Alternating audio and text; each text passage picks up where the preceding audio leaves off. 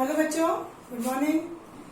आज 10th class में ही अपने लोकतंत्र सामाजिक विज्ञान में इसके अगली कड़ी का अपन अध्ययन करेंगे।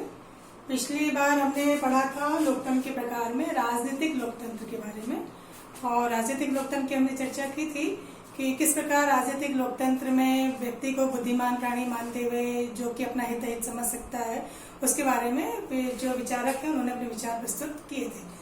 आज इसके अगली कड़ी में हम देखते हैं सामाजिक लोकतंत्र। सामाजिक लोकतंत्र क्या है, ये लोकतंत्र का प्रकार किस प्रकार से है, इसकी क्या खासियत है, इसके प्रमुख लक्ष्य क्या है, इस तरह से। तो सामाजिक लोकतंत्र का प्रमुख लक्ष्य, बच्चों सामाजिक लोकतंत्र में एक शब्द जो आ रहा है वो है समाज। और समाज में हम देखते हैं किससे इसका स्वरूप निखरता है, समाज में रहने वाले लोगों से, जो सभी वर्गों के, सभी धर्मों के, सभी भाषाओं के होते हैं। तो प्रमुख लक्ष्य है सामाजिक समता की भावना, सब में समाज में सबको समान समझना और उनमें एकता की भावना लाने का प्रयास करना।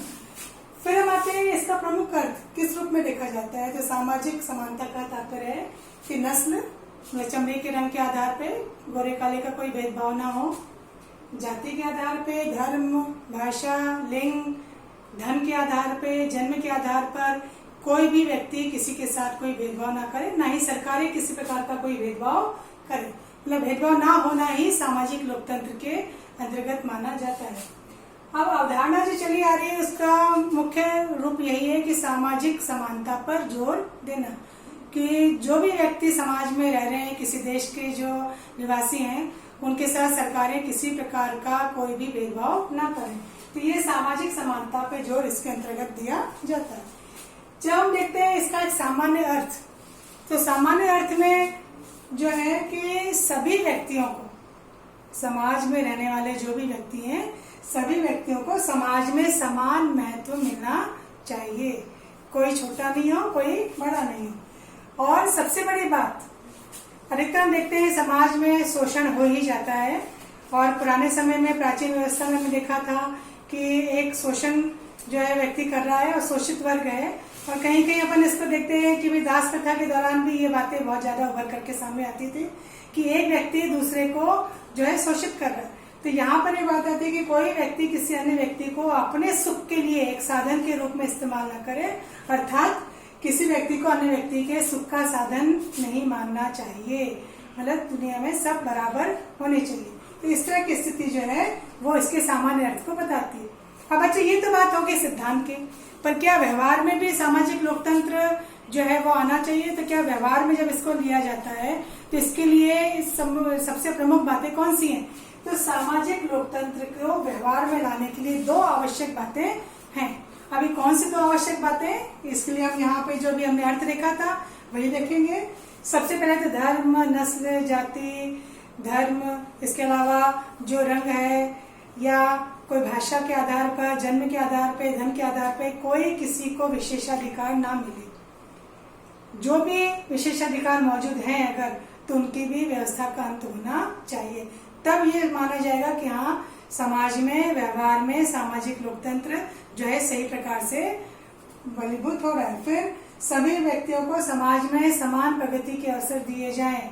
कोई छोटा नहीं, कोई बड़ा नहीं, चाहे वो शिक्षित हो चाहे अशिक्षित हो, सभी को समान अवसर मिलने चाहिए। सरकार की ओर से ऐसा प्रयास होना चाहिए कि सभी को आगे बढ़ने के अवसर मिले, तब जाकर के ये सामाजिक लोकतंत्र का जो अर्थ है वो सही प्रकार से स्पष्ट किया जा सकता है। तो ये जो इसका दूसरा रूप था, लोकतंत्र का प्रकार था, वो था सामाजिक लक्ष्य, सामाजिक लोकतंत्र, जिसमें हमने इसका लक्ष्य देखा, इसके अर्थ देखा, और इसके व्यवहार में इसको लाने के लिए इसके दो जो प्रमुख बातें हैं उसका हमने अध्ययन किया। अब अगला जो आ रहा है वो आ रहा है आर्थिक लोकतंत्र।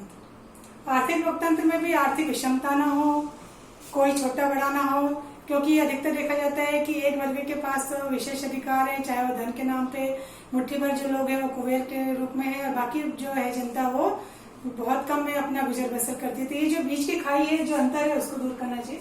तो ये ऐसे विचार प्रस्तुत किए थे मार्क्सवादियों ने, उदारवादियों ने, समाजवादियों ने 18वीं-19वीं सदी में, मार्क्सवादियों और समाजवादियों के द्वारा। हालांकि इनके विचारों में भी थोड़ी बहुत भिन्नता पाई गई, इनके जो ग्रंथ थे उसमें उन्होंने अपने विचारों को प्रस्तुत किया। तो अगला आता है बच्चों नैतिक लोकतंत्र। नैतिकता क्या कहती है? कि समाज में व्यक्ति का कल्याण हो। कल्याण तभी संभव है जब उसको स्वतंत्रता मिले, समानता मिले। और ये सब कैसे लक्षित होता है कि जब व्यक्ति को अपने आचरण में, अपने व्यवहार में नैतिकता दिखाई दे। तो इसका अर्थ है लोकतंत्र के प्रति नैतिक दृष्टिकोण को ही नैतिक लोकतंत्र कहा जाता है। मतलब नैतिकता का जो है वो लोकतंत्र में दिखाई देना बहुत आवश्यक है, यह दृष्टिकोण होना बहुत आवश्यक है। और ये जो नैतिक लोकतंत्र है, लोकतांत्रिक दर्शन का व्यवहारिक रूप है, अर्थात व्यवहार में भी ये नैतिकता दिखाई देनी चाहिए। मतलब सबको हम समानता दे रहे हैं, समानता है तो स्वतंत्रता है, स्वतंत्रता है तो लोकतंत्र। अगर स्वतंत्रता नहीं है तो लोकतंत्र की भावना का कोई अर्थ नहीं रहेगा। क्योंकि लोकतंत्र और गैर लोकतंत्र में जो हम अंतर देखते हैं, तो गैर लोकतंत्र में इन सब चीजों का अभाव होता है। क्योंकि वहां तो मनमर्जी का शासन है, रंग को शासन, सैन्य सत्ता का वहां पर उपयोग किया जाता है। किंतु यहाँ पे जो अभिव्यक्ति देखी गई नैतिक लोकतंत्र की, वो सबसे पहले फ्रांस की क्रांति में 1789 में, फ्रांस की क्रांति में उदारवादी की जो क्रांति हुई थी उसके अंतर्गत ये देखा गया कि वहां पर सभी ने एकजुट होकर के, और जिस तरह से हम देखते हैं अपने भारत में हम एक ही राष्ट्रगान का, एक ही जो राष्ट्र ध्वज है अपना, एक राष्ट्रीय गीत, सबका हम पालन करते हैं। संविधान के तहत हम सभी एक हैं क्योंकि हम संविधान का जो है वो पालन करते हैं, तो यहाँ हम एकजुट हो जाते हैं। तो ऐसे ही यहाँ पर सर्वोत्तम अभिव्यक्ति जो प्रकट हुई वो 1789 में फ्रांस की क्रांति के दौरान हुई।